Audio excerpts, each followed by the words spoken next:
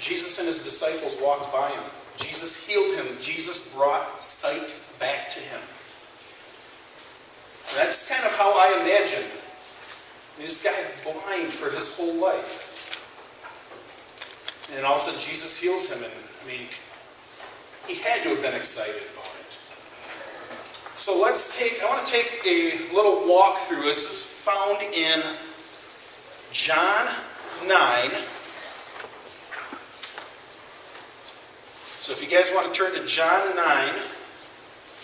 and I'm going to need some help. Actually, this morning I actually had it all set up. Raquel was going to help me with this.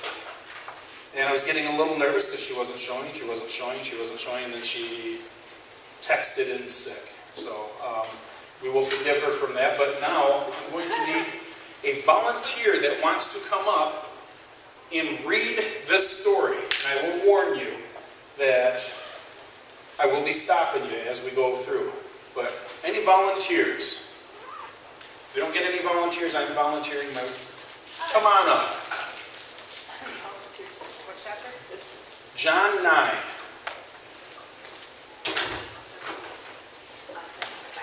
Yeah, it helps. You could read off my computer, but then all my notes could throw you for a loop. So. And I will even let you... In the Old Testament, it was fast.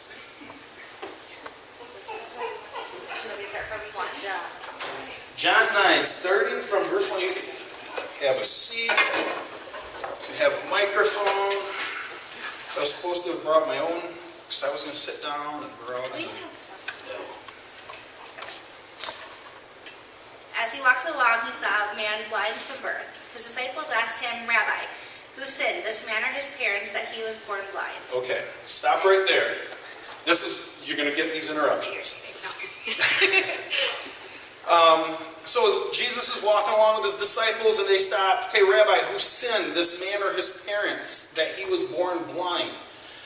We're not going to get into this because we could take probably a whole month and break this all down as to why they would ask him. But in the book of Exodus, in the book of Numbers, in the book of Deuteronomy, and in the book of Ezekiel, it talks about how the sins of the fathers get passed on for generations. But we're not going to get into that much because we are now going to find out that's not the case. So go ahead. "Neither this man nor his parents sinned," said Jesus, "but this happened so that the works of God might be displayed in him. As long as it is day, we must do the works of him who sent me. Night is coming when no one can work. While I am in the world, I am the light of the world." After saying this, he spit on the ground,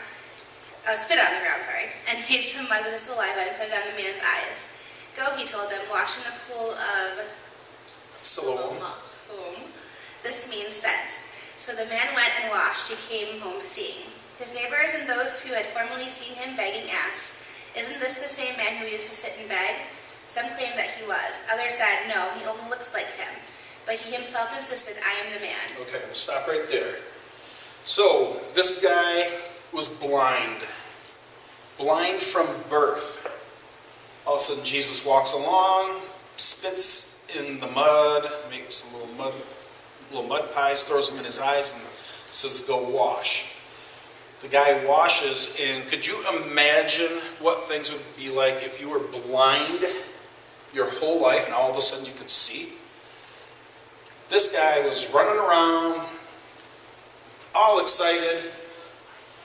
But then, now you got to think about the neighbors. I mean, it's kind of a legitimate question. Is this the same guy? I mean, he looks like him, but he can see. So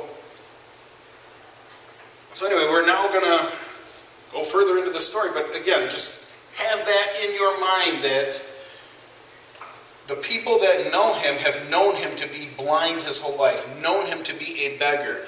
And now he's up running around and all excited. "How then were your eyes open?" they asked. He replied, "The man they called Jesus made some mud and put it on my eyes. He told me to go to Siloam and wash. So I went and washed, and then I could see." "Where is this man?" they asked him. "I don't know," he said. Okay.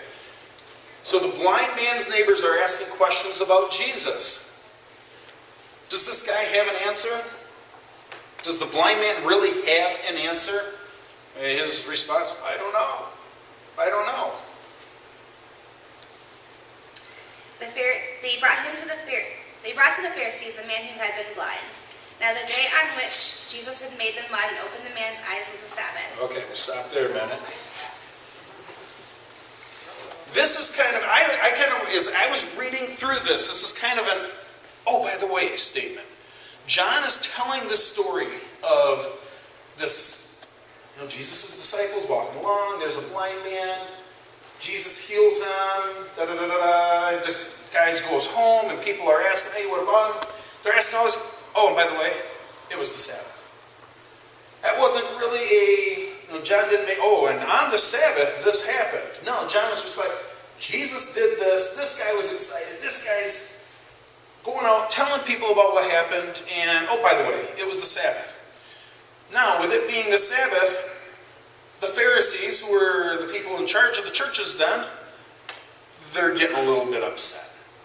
There's a couple things that happen here. First of all, it doesn't really say this in this story, but one of the things that I've heard is that the Pharisees get upset because, first of all, by Jesus spitting on the ground and making mud, he's working on the Sabbath. And he's healing someone on the Sabbath, telling him to go wash and go. And yeah, it's just, that doesn't fly very well back in those days. Go ahead. Therefore the Pharisees also asked him how he had received his sight. He put mud on my eyes, the man replied, and I washed, and now I see. Okay. Now, of course, the Pharisees, they want to investigate. They want to know. So you got all this stuff going on, and we need to know. We're going to get to the bottom of this. We're going to find out what's really going on here, because this just isn't the way we would want things. Okay.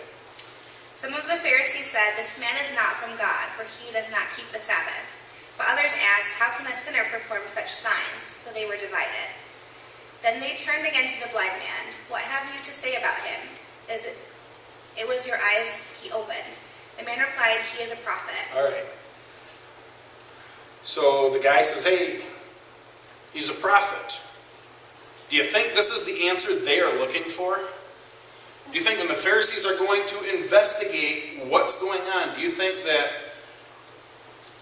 by the blind man saying he's a prophet, they're, good, all right, that's fine, we're good, thank you, you can go on. Let's find out where they go. They still did not believe that he had been blind and that he had received his sight until they sent for the man's parents. Is this your son, they asked? Is this the one you say was born blind? How is it he can see? We know he is our son, the parents answered, and we know that he was born blind. But he can see now, or who has opened his eyes we don't know. Ask him. He is of age, he will speak for himself. His parents said this because they were afraid of the Jewish leaders who already had decided that anyone who acknowledged Jesus was the Messiah would be put out of the synagogue. That was why his parents said, he is of age, ask him. Okay, stop there. Someone's going down for this. This guy's been healed. The Pharisees are almost out for blood on this. We're gonna find out what's going on. Someone's going down, and right now they're not liking the answers they're getting. And you can tell someone's going down because, they're going after the parents, and the parents have the fear that, wait a minute, if we give them what we think might be or at least what my son's saying is the right answer, and they don't like it, we're getting thrown out of the church. And that just, they're almost on a witch hunt here. Go ahead. A second time they summoned the man who had been blind. Give glory to God by telling the truth, they said. We know this man is a sinner. He replied, whether he is a sinner or not, I don't know. One thing I do know, I was blind, but now I see.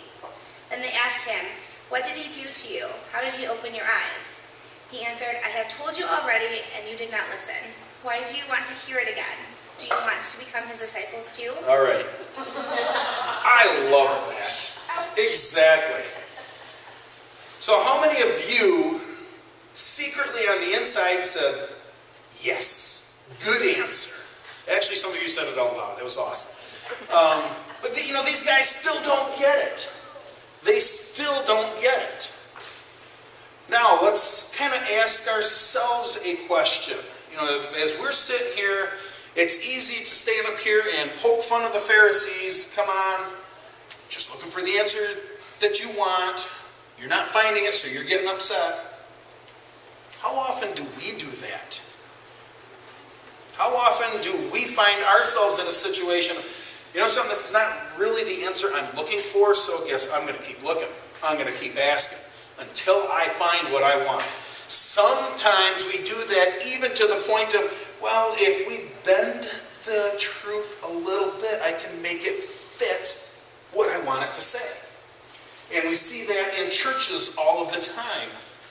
That, well, we really want to stand for this, so let's kind of bend things around to kind of make it fit.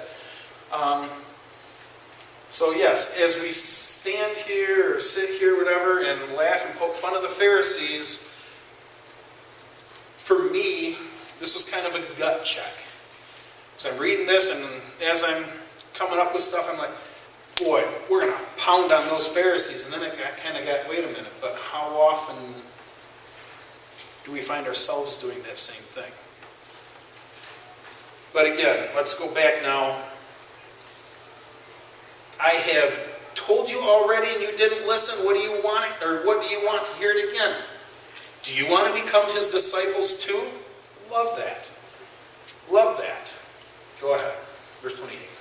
Then they hurled insults at him and said, you are this fellow's disciple. We are the disciples of Moses. We know that God spoke to Moses, but as for this fellow, we don't even know where he comes from. The man answered, now that is remarkable. You don't know where he comes from, yet he opened my eyes.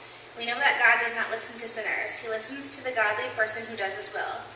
Nobody has ever heard of opening the man's eyes of a man born blind. If this man were not from God, he could do nothing.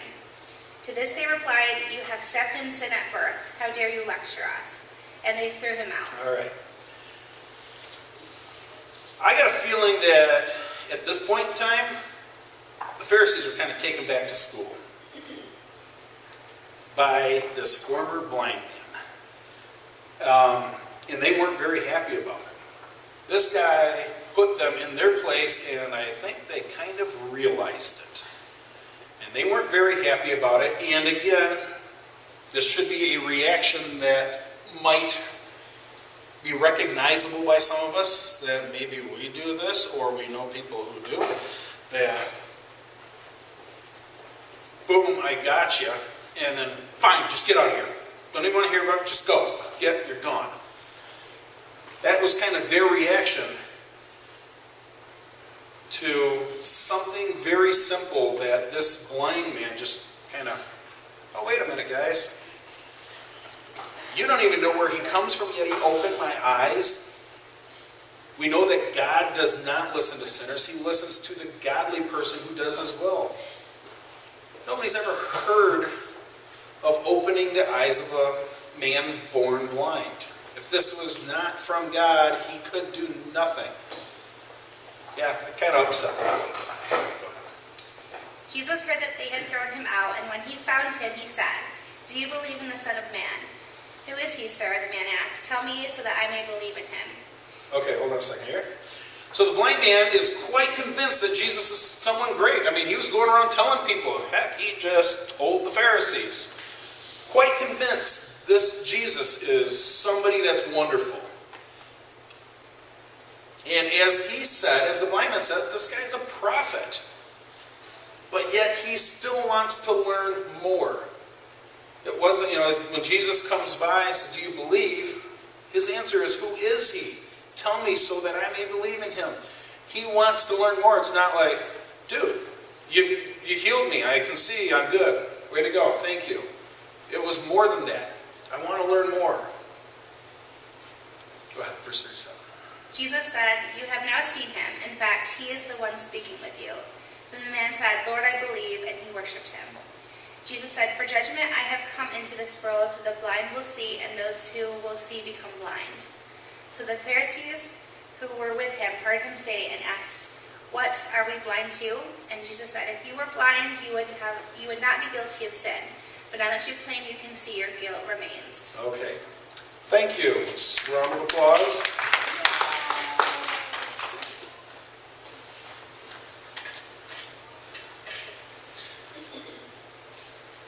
So like I asked earlier, how often do we find ourselves like the Pharisees, constantly looking for the answer we want to fit our beliefs? Willing to ask the questions, but not willing to know the answers. And again, that's what we found the Pharisees doing there. They keep asking the questions, but every time they get an answer, they do not like it. How often do we find ourselves in that situation? But really, we've got two stories here. Maybe you feel more like the blind man. Maybe you don't really know all of the answers. I think one of the best answers he had is, "I once was blind, now I can see." I don't know. I don't know the answers to this. I don't know. All I know is I once was blind, now I can see. How many stories of your life can you tell when people want, why do you go to church? I don't understand. Why do you bother going to church on Sunday? Why do you bother reading your Bible? Why do you bother praying? Why do you worship this God? I don't understand. And I think a lot of times as Christians we find ourselves in situations like that, and we're afraid of those situations. I know myself, when I first started getting called into ministry, I'm like, I don't know, because I don't have all the answers. And God's just kind of laid it on my heart. I don't have to have all the answers. I have to have all the questions. And I have to be willing to, when people ask questions, look for the right answer and be willing to accept it. Sometimes, all I can say is, I don't know. I once was this. Now I'm this. I once was blind. Now I see. Sometimes that's the easiest part of telling your story. The easiest part of telling God's story is just, hey, it was this. Now it's this.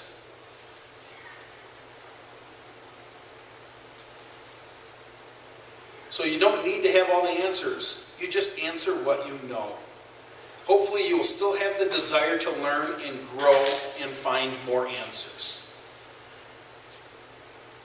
And that's one of the biggest problems that I see with some Christians or some people that are struggling with faith and struggling with God is that, well, I don't know, I've got all sorts of questions and I don't know, I've got to find the answers. Give me time to find the answers. My question comes back to them is, are you really looking for answers? Because if they're not looking for answers, they're not going to find them. And it depends on, also, do you have in your mind the answers that you are looking for? Because if you're looking for a certain answer, all the questions you ask are going to be derived right around that answer, because you want it to say what you want it to say. And that shouldn't be it. We want to be able to tell Jesus' story. We want to be able to tell God's story. And I am looking at a whole bunch of God's stories right here. Just, hey, I once was this. I once was blind. Now I'm that. Now I see. Sometimes it's as simple as that. And sometimes it's as simple as, I don't really have an answer for that. I tell you what, if you are willing to find the right answer, I'll look for it with you. Just let them know. And then help people find the answer. I've said it many times before, and you're going to hear it many times again from me, that God is too great for me to keep to myself, and I would hope the same for you guys. So that's basically the story of the blind man. The story of the blind man and the story of the Pharisees. Hopefully, as we realize where we are as far as the Pharisees go, how our lives compare to that we want to be more like the blind man. Instead of looking for the answers that we want, if we don't have the answer, hey, I don't know, but this is what I do know. And let's go with that, and we'll find more answers. At this point, we're going to take communion.